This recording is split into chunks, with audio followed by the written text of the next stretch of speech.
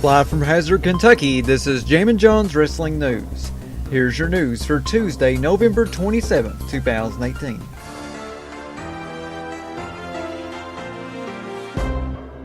We start off with some tragic news that is unrelated to professional wrestling. Stephen Hillenburg, the man who created SpongeBob SquarePants for Nickelodeon, passed away today at the age of 57 from Lou Gehrig disease. I'm still trying to recover from this news because it just absolutely knocked me on my bottom. Man, I mean, it's just such a shock to hear about that. Stephen Hillenburg also worked on Rocko's Modern Life before he created SpongeBob SquarePants, which became the highest rated show in Nickelodeon's history. And I remember when SpongeBob premiered back in May of 1999. I was 5 years old whenever it premiered. I watched the premiere and instantly fell in love with the cartoon. And by 2000, 2001, had loads of SpongeBob SquarePants merchandise as a kid. And I remember me and my cousin watching the SpongeBob SquarePants movie at my granny's house back in 2005, along with watching WrestleMania 22 as well. And man, it just really sucks. It really does. That really shocked me to hear about that. And I don't know if SpongeBob is going to continue or not. You know, it's, I think, the second longest running animated show behind The Simpsons. But man, just a horrible thing. And 2018 has definitely been the absolute worst year, in my opinion. Man. So I want to take this moment to send good vibes and prayers out to the family of Stephen Hillenburg, everybody that worked with this amazing man, Tom Kenny, of course, the voice of SpongeBob. Man, it's just really, really sad to hear about this getting close to the Christmas holiday. He was also the voice of Potty the Parrot whenever they done their specials. You know, Tom Kenny would dress up as the parrot, and Stephen Hillenburg would voice the parrot. So, yeah, man, it's just a huge chunk of my childhood was created because of Stephen Hillenburg. And thank you so much, sir, for all the amazing memories with SpongeBob SquarePants. And like I said, good vibes and well wishes and prayers out to the Hillenburg family and everybody that worked with him. There will never be someone in animation quite like Stephen Hillenburg. In a Twitter poll conducted by NoDQ.com, only 5% of respondents voted that they enjoyed this week's episode of Monday Night Raw. Many wrestling reviewers, even myself, considered last night's show to be among the worst episodes of Raw in the history of the series. Here's some of the comments from reviewers. Aaron Rift of NoDQ.com said, "For years people have told me if you don't like Raw, don't watch it. I am finally listening to them. Next Monday, I am officially saying F Raw. I won't be watching and I won't be doing a NoDQ live stream. I'll be losing money, but I feel it's time to take a stand." Greg Cherry tweeted on Twitter, "Fire Raw Creative, legitimately. Fire every single one of them and never allow them in the business again. People paid money for this. They couldn't book a rental car, much less a wrestling show. No wonder NXT and SmackDown are kicking their butts." JD tweeted, "Hey Vince McMahon, fans like me and everyone else are truly sick and tired of this same repetitive, boring garbage that was once a beautiful way to spend Monday night. Raw needs a change. What you've given us is truly embarrassing on every level. We demand better." Deli X-Man VX tweeted, "I'll be joining you, Aaron Rift. I went back on my Raw cleanse after tonight.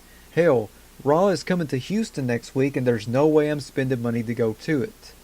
WWE Critics tweeted, "This was a terrible episode of Raw.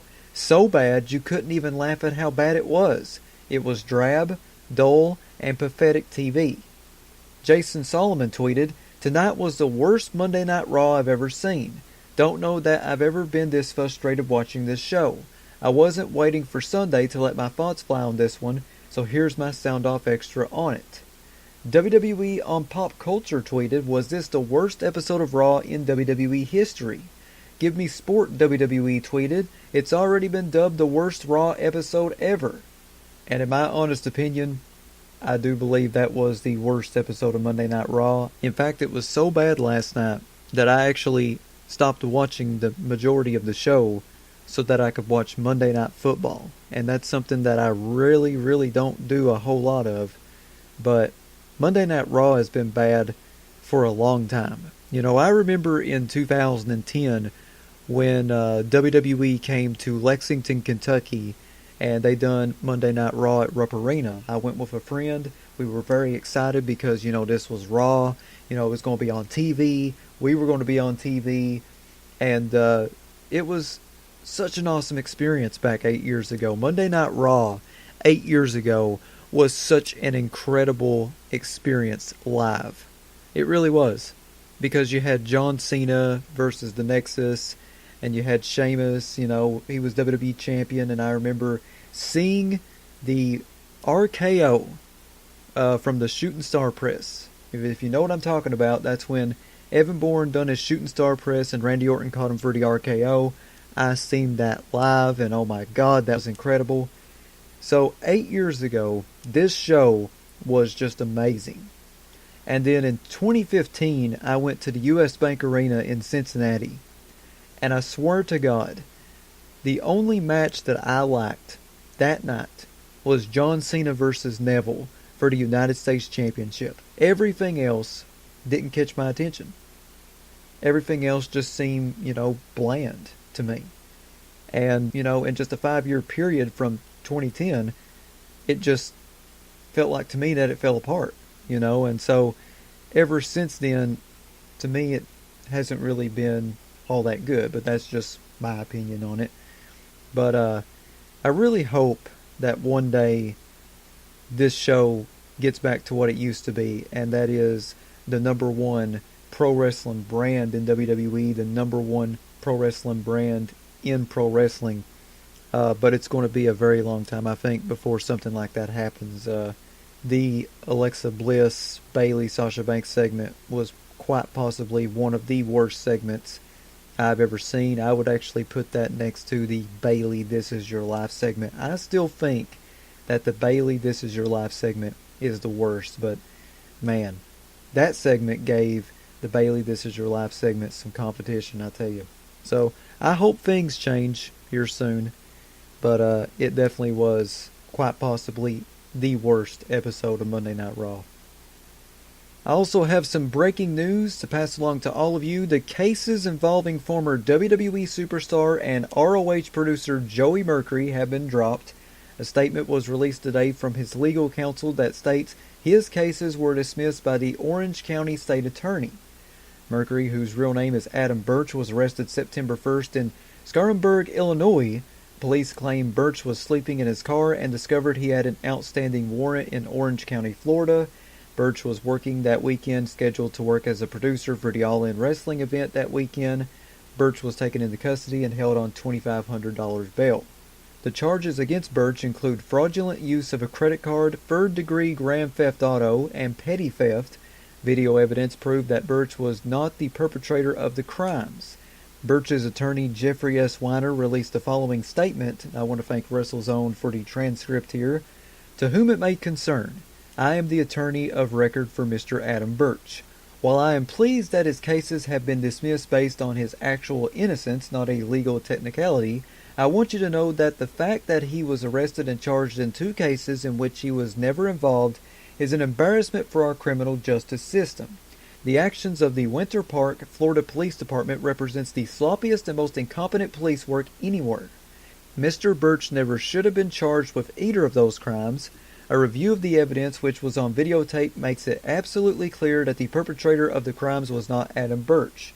Furthermore, the fact that Adam Birch was not in the United States when the crimes were committed illustrates the absurdity and grave injustice in charging and causing the arrest of Mr. Birch. While we are grateful that the Orange County State's Attorney's Office ultimately realized that Mr. Birch was absolutely innocent, it took them too long to do so. Mr. Birch has suffered irreplaceable harm to his excellent reputation, all because of disgraceful police work. He was arrested in Chicago and subjected to inhumane treatment while he was incarcerated in Chicago and during his transport to Florida from Illinois before he could post a bond and be released. On a personal note, I have found Adam Birch to be an absolute gentleman in all my dealings with him. All the best, Jeffrey S. Weiner, Esquire, attorney of record for Mr. Adam Birch. And also, there was a rumor going around on social media that Seth Rollins' curb stomp was once again banned, and that's why Rollins defeated Dolph Ziggler with the Falcon Arrow on Raw last night. Here's what Rollins said in response to the rumor. Your source is incorrect. Mike Johnson of PWInsider.com provided some backstage notes from last night's Raw. Vince McMahon was backstage at WWE RAW and did oversee the creative aspect of the show. Dean Ambrose's promo was pre-taped and Ambrose was not backstage for Raw in Milwaukee. The woman who asked Sasha Banks and Bayley a question during the open forum segment was a plant, obviously, and ROH star Silas Young was backstage at the show. Twitter account at WrestleVotes noted the following regarding Braun Strowman's status for the TLC pay-per-view. WrestleVotes tweeted on Twitter, hearing Braun Strowman may indeed be out past the TLC pay-per-view, and they are preparing to make the TLC match involving Baron Corbin a multi-man contest similar to the 2012 TLC pay-per-view. Mike Johnson of PWInsider.com also noted that Strowman's promo on Raw was taped last week, and added that Strowman was legitimately in Birmingham, Alabama yesterday, and if he hasn't already, he will be having surgery shortly on his elbow. CM Punk recently did an interview with MMAfighting.com, and here are a few highlights from the interview. On reports about the rumored All Elite Wrestling promotion starting up, CM Punk said, I think at this point that whatever those guys decide to do will be great for them and their families. If I was asked what I would do or what I would say to them, because they could obviously go to WWE whenever they want, it's just a matter of this is what's best for your family. And I think we live in a time now where WWE is not the end-all be-all. I don't think it has been for quite some time. I think the stigma that is still there and probably will persist for many, many years. But enough people have been there and left that can, I guess, extol the knowledge of, hey, you know what, this place ain't all that. CM Punk continued on by saying, and I'm in a spot now where I've been gone for what, 5 years? Maybe the place has changed. I've got people who text me and say otherwise, but there's ways to make money and support your family outside of that. With also being able to satisfy the side of your brain that's creative, the side of your brain that loves professional wrestling, the reason you bought a pair of boots in the first place, and I think those guys can definitely do that. I think they can command their price if they want there.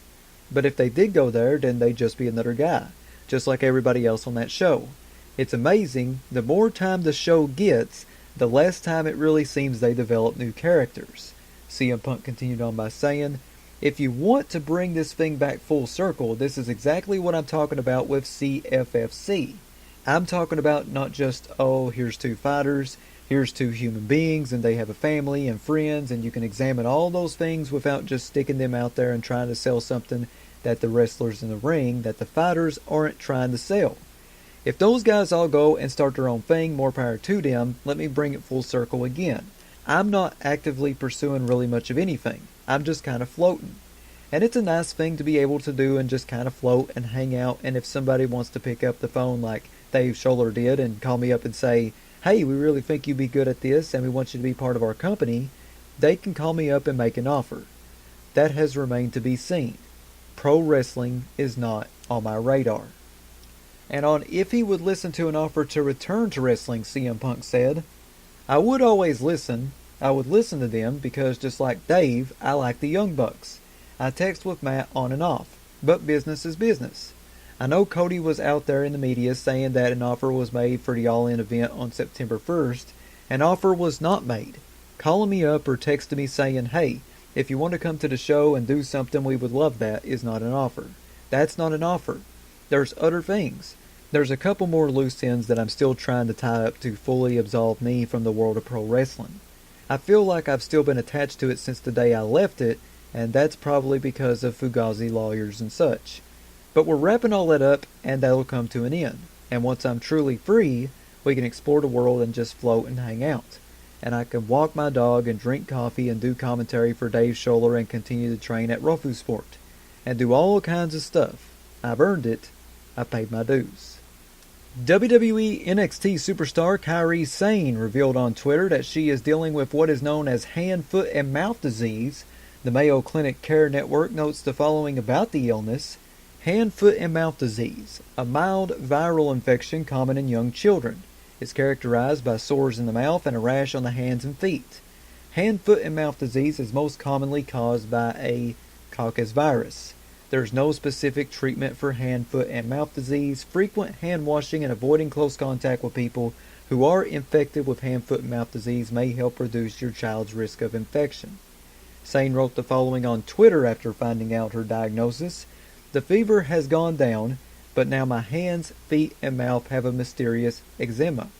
Ouch, you go to the hospital with it. Even in the United States, hand, foot, and mouth disease, it is a disease that infants under 5 years old have been examined. Why did the virus enter my body by mistake? LOL.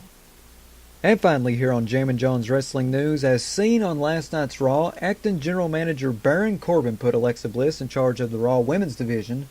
This would indicate that Bliss isn't going to be cleared to wrestle anytime soon, and there is still concern that she isn't going to be cleared at all. Dave Meltzer of F4WOnline.com speculated that Bliss could still end up being the permanent general manager if Braun Strowman defeats Baron Corbin at the TLC pay-per-view.